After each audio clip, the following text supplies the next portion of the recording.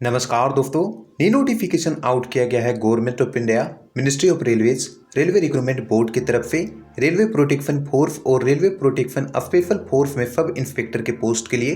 दोस्तों इसमें total vacancies की बात करें तो 452 वैकेंसीज है।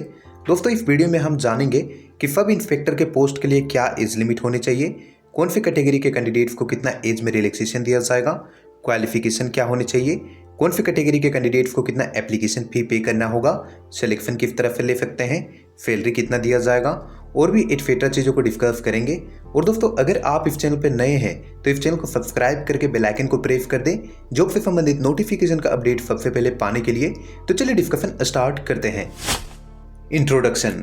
Government of India, ministry of railways, railway recruitment board, all eligible and interested male and female candidates को रेलवे प्रोटेक्शन फोर्स और रेलवे प्रोटेक्शन स्पेशल फोर्स में सब इंस्पेक्टर एग्जीक्यूटिव के पोस्ट के लिए ऑनलाइन एप्लीकेशन इनवाइट करता है। Important dates. Online application 15/4/2024 से 14/5/2024 के बीच में अप्लाई कर सकते हैं। करेक्शन, मॉडिफिकेशन फी के पेमेंट के साथ एप्लीकेशन फॉर्म में करेक्शन कर सकते हैं। देखिए दोस्तों नोट पॉइंट में मेंशन किया गया है कि डिटेल एक बार आप क्रिएट एन अकाउंट में फिल कर देते हैं तो मॉडिफाई नहीं किया जा सकता है। करेक्शन आप 15/5/2024 से 24/5/2024 के बीच में कर सकते हैं। Vacancy details. Sub inspector executive के पोस्ट में मेल कैंडिडेट्स के लिए 384 वैकेंसीज है, फीमेल कैंडिडेट्स के लिए 68 वैकेंसीज है, एक सर्विसमैन के लिए 45 वैकेंसीज है। 384 वैकेंसीज में से अनरिजर्व के लिए 157 वैकेंसीज है, एससी एप्लीकेंट्स के लिए 57 वैकेंसीज है, एसटी एप्लीकेंट्स के लिए 28 वैकेंसीज है, ओबीसी एप्लीकेंट्स के लिए 104 वैकेंसीज है, ईडब्ल्यूएस एप्लीकेंट्स के लिए 38 वैकेंसीज है। सिमिलरली दोस्तों आप फीमेल और एक सर्विसमैन के लिए कैटेगरी वाइज वैकेंसीज को देख सकते हैं। नोट नंबर 1 में मेंशन किया गया है कि गवर्नमेंट ऑफ इंडिया के इंस्ट्रक्शंस के अनुसार एक सर्विसमैन के लिए 10% वैकेंसीज रिजर्व होगा और फीमेल कैंडिडेट्स के लिए 15% वैकेंसीज रिजर्व होगा। नोट 2 में मेंशन किया गया है कि एक सर्विसमैन और फीमेल कैंडिडेट्स के लिए जो वैकेंसीज रिजर्व होगा उसमें by the way vacancies fulfil नहीं हो पाता है तो एग्जिस्टिंग मेल कैंडिडेट्स को उसमें सेलेक्ट कर लिया जाएगा। Minimum educational qualification. दोस्तों क्वालिफिकेशन कम से कम ग्रेजुएशन पास होने चाहिए किसी भी रिकॉग्नाइज्ड यूनिवर्सिटी से एज ऑन 14/5/2024। दोस्तों कुछ कैंडिडेट्स के मन में डाउट होगा कि सर मैं ग्रेजुएशन के अपीयरिंग में हूँ, क्या मैं इस वैकेंसी को अप्लाई करने के लिए एलिजिबल हूँ? तो दोस्तों जैसे कि मैंने आपको बताया एज ऑन 14/5/2024 अगर आपका ग्रेजुएशन 14/5/2024 से पहले कंप्लीट हो जाता है तो आप अप्लाई करने के लिए एलिजिबल हैं। बट दोस्तों इस डेट के बाद आपका ग्रेजुएशन कंप्लीट होता है तो आप अप्लाई करने के लिए एलिजिबल नहीं होंगे। एग्जामिनेशन फी। SC, ST, ex serviceman, female minorities या इकोनॉमिकली बैकवर्ड क्लासेस के कैंडिडेट्स को 250 रुपीज़ पे करना होगा। दोस्तों सीबीटी में अपीयर होने के बाद 250 रुपीज़ रिफंड कर दिया जाएगा। SC, ST, ex serviceman, female minorities या इकोनॉमिकली बैकवर्ड क्लासेस के कैंडिडेट्स को छोड़ करके बाकी जितने भी कैटेगरी के कैंडिडेट्स आते हैं उन सभी को 500 रुपीज़ पे करने होंगे। सीबीटी में अपीयर होने के बाद 400 रुपीज़ रिफंड कर दिया जाएगा। एग्जामिनेशन फी सिर्फ ऑनलाइन ही आप पेमेंट कर सकते हैं, that is internet banking, debit card, credit card, UPI के थ्रू। ऑनलाइन के अलावा अदर मोड से आप एग्जामिनेशन फी को पेमेंट नहीं कर सकते हैं। रिफंड ऑफ एग्जामिनेशन फी। दोस्तों आप सोच रहे होंगे कि सर कंप्यूटर बेस्ड टेस्ट के बाद एग्जामिनेशन फी कैसे रिफंड किया जाएगा? दोस्तों देखिए जब आप एप्लीकेशन को अप्लाई करेंगे उस समय आपसे आपके बैंक के डिटेल्स को मांगा जाएगा। आपको अपने बैंक के सारे डिटेल्स को सही सही फिलअप करना है और जैसे ही आप कंप्यूटर बेस्ड टेस्ट के लिए अपीयर होते हैं उसके बाद आपके एग्जामिनेशन फी को आपके अकाउंट में रिफंड कर दिया जाएगा। Age limit and age relaxation. दोस्तों आप यहाँ पर देख पा रहे होंगे कि 2 एज लिमिट मेंशन किया गया है, पहला 20 से 25 साल के बीच में और दूसरा 20 से 28 साल के बीच में। नॉर्मल कोर्स में एज 20 से 25 साल के बीच में होने चाहिए एज ऑन 1/7/2024। दूसरा कंडीशन मैं आपको एग्जाम्पल की मदद से समझाता हूँ। सपोज डेट सब इंस्पेक्टर का वैकेंसी आउट किया गया है जिसका एज का लिमिट रखा गया है 20 से 25। एक कैंडिडेट से बी जिनका एज हो रहा है 25, ये वैकेंसी को जिस ईयर में अप्लाई करते हैं कोविड-19 का पेंडेमिक आ जाता है। कोविड-19 के पेंडेमिक के कारण से वैकेंसी को पोस्टपोन करना पड़ता है। तो दोस्तों ऐसे केस में बी बेचारा क्या करे, इनका तो एज भी खत्म हो गया, नेक्स्ट अटेम्प्ट भी नहीं दे पाएंगे। तो इसी को ध्यान रखते हुए रेलवे रिक्रूटमेंट बोर्ड ने 3 ईयर का एज में रिलैक्सेशन देने का निर्णय लिया है। तो दोस्तों अगर आपका एज 20 से 28 साल के बीच में हो रहा है तो आप अप्लाई करने के लिए एलिजिबल हैं। अब जानते हैं एज रिलैक्सेशन के बारे में। SC/ST कैटेगरी के कैंडिडेट्स को 5 ईयर तक का एज में रिलैक्सेशन दिया जाएगा। OBC NCL के कैंडिडेट्स को 3 ईयर तक का एज में रिलैक्सेशन दिया जाएगा। सिमिलरली आप एक serviceman, female candidates, window women, divorced women, judicially जो अपने हस्बैंड से सेपरेट किए गए हों बट अभी तक रीमैरी नहीं हुआ हो, दोस्तों यहाँ से आप एज रिलैक्सेशन को देख लीजिए। अब थोड़ा सा डेट ऑफ बर्थ के बारे में जान लेते हैं। अनरिजर्व और EWS के लिए डेट ऑफ बर्थ 2/7/1996 से लेकर के 1/7/2004 के बीच में होनी चाहिए। OBC NCL के लिए डेट ऑफ बर्थ 2/7/1993 से लेकर के 1/7/2004 के बीच में होने चाहिए। SC/ST एप्लीकेंट्स के लिए डेट ऑफ बर्थ 2/7/1991 से लेकर के 1/7/2004 के बीच में होनी चाहिए। Selection procedure and scheme of examination. दोस्तों इसमें selection computer based test, physical efficiency test, physical measurement test और डॉक्यूमेंट्स वेरिफिकेशन के थ्रू ले सकते हैं। कंप्यूटर बेस्ड टेस्ट में टोटल 120 क्वेश्चन पूछा जाएगा। सारे क्वेश्चन ऑब्जेक्टिव टाइप्स के होंगे। 90 मिनट्स का समय दिया जाएगा। एवरी क्वेश्चन 1 मार्क्स कैरी करेगा। और दोस्तों अगर आप एक क्वेश्चन को गलत करते हैं तो 1/3 का मार्क्स डिडक्ट कर लिया जाएगा।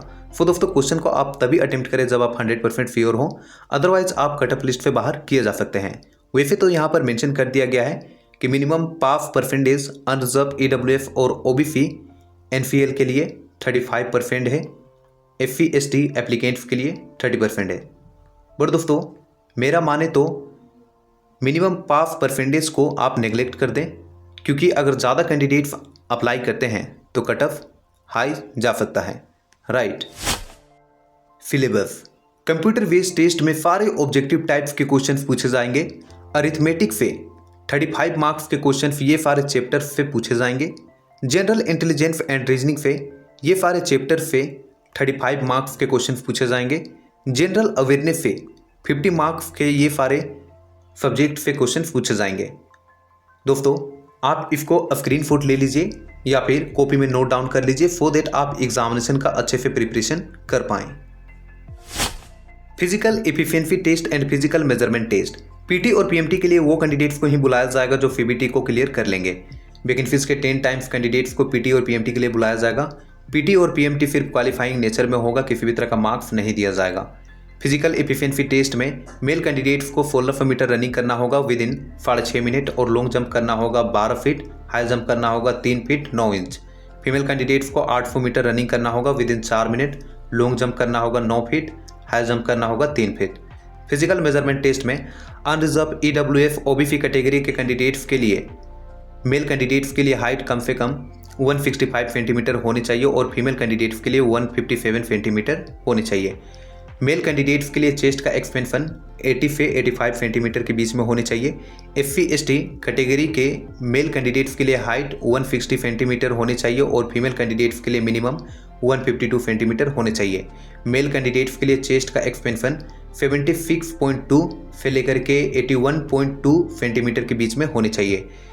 गढ़वालीज, गोरखास, मराठास, डोगरास, कम्युनिस्ट और अदर कैटेगरीज जो गवर्नमेंट ऑफ इंडिया के द्वारा स्पेसिफाई किया गया है, मेल कैंडिडेट्स के लिए मिनिमम हाइट 163 सेंटीमीटर होनी चाहिए और फीमेल कैंडिडेट्स के लिए मिनिमम हाइट 155 सेंटीमीटर होनी चाहिए और मेल कैंडिडेट्स के लिए चेस्ट का एक्सपेंशन 80 से 85 सेंटीमीटर के बीच में होनी चाहिए। रनिंग के लिए कैंडिडेट्स को सिर्फ एक ही चांस दिया जाएगा। रिमेनिंग इवेंट्स जैसे कि लॉन्ग जंप, हाई जंप के लिए 2 चांस दिया जाएगा। एक सर्विसमैन को फिजिकल एफिशिएंसी टेस्ट में छूट दिया जाएगा। देखिए मेल कैंडिडेट्स के लिए जो क्राइटेरिया मेंशन किया गया है मिनिमम हाइट का, चेस्ट का, उसको फुलफिल करना ही होगा। अगर फुलफिल नहीं करते हैं तो डिस्क्वालीफाई कर दिया जाएगा। PT और PMT में किसी भी तरह का मार्क्स नहीं दिया जाएगा, सिर्फ क्वालिफाइंग नेचर का होगा। और दोस्तों PT और PMT या फिर मेडिकल एग्जामिनेशन, डॉक्यूमेंट वेरिफिकेशन के दौरान आपको लगता है कि आपका सब 100% सही है बट आपको रिजेक्ट किया जा रहा है जानबूझ के, तो दोस्तों आप ग्रीवियंस रिड्रेसर सेल में ग्रीवियंस को दर्ज कर सकते हैं। Right. Documents verification. Documents verification के लिए वो कैंडिडेट्स को ही बुलाया जाएगा जो CBT, PT और PMT को क्लियर कर लेंगे। In case of tie, suppose that A candidates और बी कैंडिडेट पे दोनों ही अनरिजर्व कैटेगरी से बिलोंग करते हैं। दोनों ही कैंडिडेट्स का सीबीटी में सेम मार्क्स है 90-90। तो ऐसे केस में कौन से कैंडिडेट्स को फर्स्ट प्रायोरिटी दिया जाएगा? जिन कैंडिडेट्स का एज ज़्यादा होगा। सपोज दैट बी कैंडिडेट्स का एज है 24 और ए कैंडिडेट्स का एज है 23, तो बी कैंडिडेट्स को फर्स्ट प्रायोरिटी दिया जाएगा। मान के चलिए कि ए कैंडिडेट्स का भी एज 24 है, तो ऐसे केस में इंग्लिश अल्फ़ाबेट में जिनका नेम पहले आएगा उनको फर्स्ट प्रायोरिटी दिया जाएगा। डॉक्यूमेंट वेरिफिकेशन के दौरान एज के प्रूफ के तौर पे मैट्रिक के सर्टिफिकेट को लेके जाना है, ग्रेजुएशन के सारे ओरिजिनल सर्टिफिकेट को लेके जाना है। अगर आप SC ST OBC NCL candidates हैं तो सेंट्रल गवर्नमेंट के फॉर्मेट के अनुसार कास्ट सर्टिफिकेट बनवा के लेके जाना है। अगर आप एक सर्विसमैन हैं तो डिस्चार्ज सर्टिफिकेट भी लेके जाना है, और सेल्फ अटेस्टेड कलर फोटोग्राफ के 2 कॉपीज़ भी आपको लेके जाने हैं। अगर आप गवर्नमेंट एम्प्लॉय हैं तो आपको नो ऑब्जेक्शन सर्टिफिकेट लेके जाना है, और डोमिसाइल सर्टिफिकेट भी बनवा के आपको लेके जाना है, राइट। और दोस्तों अगर आप EWF से हैं तो सेंट्रल गवर्नमेंट के फॉर्मेट के अनुसार आपको EWF सर्टिफिकेट भी बनवा के लेके जाना है। और बाकी आप देख लीजिए और कौन कौन सा डॉक्यूमेंट्स आपको लेके जाना होगा। Medical examination and training. Documents verification के बाद कैंडिडेट्स को मेडिकल एग्जामिनेशन के लिए रेलवे हॉस्पिटल में भेजा जाएगा। कैंडिडेट्स को इंडियन रेलवे मेडिकल मैनुअल में जो प्रिस्क्राइब किया गया है मेडिकल कैटेगरी B1 में क्वालिफाई करना पड़ेगा। वैसे कैंडिडेट्स जो ग्लासेस को पहनते हैं, फ्लैट फुट है, नी नोक होता है, अफिंट एज है, कलर ब्लाइंडनेस का प्रॉब्लम है और अदर बॉडी इन्फर्मिटीज़ है, तो वो कैंडिडेट्स को एलिजिबल नहीं माना जाएगा। मेडिकल एग्जामिनेशन में आने का मतलब ये नहीं है कि आपका एम्प्लॉयमेंट गारंटी हो गया है, राइट, ऐसा नहीं है। सो दोस्तों आप इसको ध्यान रखें। अगर आपके बॉडी में ये सारे प्रॉब्लम्स हैं तो दोस्तों आप इस वैकेंसी को अप्लाई ना करें, क्योंकि आप कितने भी एग्ज़ाम को क्लियर कर लीजिए, मेडिकल में आपको डिस्क्वालीफाई कर दिया जाएगा। अब दोस्तों ट्रेनिंग के बारे में जान लेते हैं।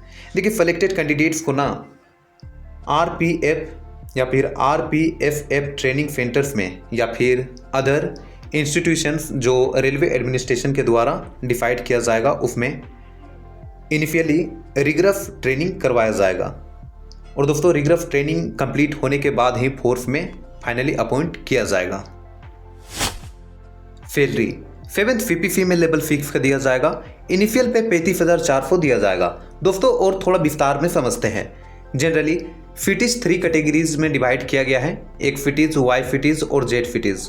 वाई फिटीज के टाइप 1 Y1 और वाई फिटीज के टाइप 2 होते हैं। दोस्तों एक फिटीज़ में ये सारे प्लेसेस आते हैं, यहाँ पे आप देख लीजिए। अगर इनमें से एक प्लेसेस में आप पोस्ट किए जाते हैं तो आपको बेसिक पे 35,400 का दिया जाएगा। DA बेसिक पे का 50% दिया जाएगा जो कि 17,700 बनता है। HRA 9,558 रुपये दिया जाएगा। TA 3,600 दिया जाएगा और DA ऑन TA 1,800 दिया जाएगा और ग्रोथ सैलरी 68,058 रुपया दिया जाएगा। वाई फिटीज़ के टाइप 1 में ये सारे फिटीज़ आते हैं, आप यहाँ से देख लीजिए। अगर इनमें से एक प्लेसेस में पोस्ट किए जाते हैं तो आपको बेसिक पे 35,400 दिया जाएगा। DA बेसिक पे का 50% दिया जाएगा जो कि 17,700 बनता है।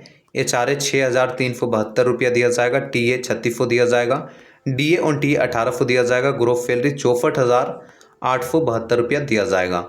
वाई फिटीज़ के टाइप 2 में ये सारे प्लेसेस आते हैं दोस्तों, आप यहाँ से देख लीजिए। अगर इनमें से एक प्लेसेस में आप पोस्ट किए जाते हैं, यहाँ से देख लीजिए, तो आपको ग्रोथ सैलरी जो है 62,172 रुपया दिया जाएगा। और दोस्तों एक फिटीज़ वाई फिटीज़ में जो प्लेसेस आपको नहीं देखने को मिला वो जेड फिटीज़ में आता है। जेड फिटीज़ में ग्रोथ सैलरी 58,986 रुपया दिया जाएगा। तो आई होप दोस्तों आपको सैलरी के बारे में क्लियर हो गया होगा। तो आई होप दोस्तों आपको इस रिक्रूटमेंट के बारे में क्लियर हो गया होगा। फिर भी आपको किसी भी तरह का डाउट रहता है इस रिक्रूटमेंट से संबंधित, देन आप कमेंट करें, मैं आपके डाउट को रिजॉल्व करने का कोशिश करूंगा। और दोस्तों अगर आप इस चैनल पर नए हैं तो इस चैनल को सब्सक्राइब करके बेल आइकन को प्रेस कर दे जॉब से संबंधित नोटिफिकेशन का अपडेट सबसे पहले पाने के लिए।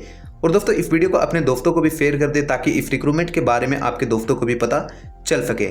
अगर आप इस वैकेंसी को अप्लाई करने के लिए इंटरेस्टेड हैं तो इसका लिंक आपको वीडियो के नीचे डिस्क्रिप्शन में मिल जाएगा, वहाँ पर डायरेक्टली आप इस वैकेंसी को अप्लाई कर सकते हैं। मिलते हैं नेक्स्ट वीडियो में to bring such kind of information. तब तक के लिए जय हिंद, जय भारत।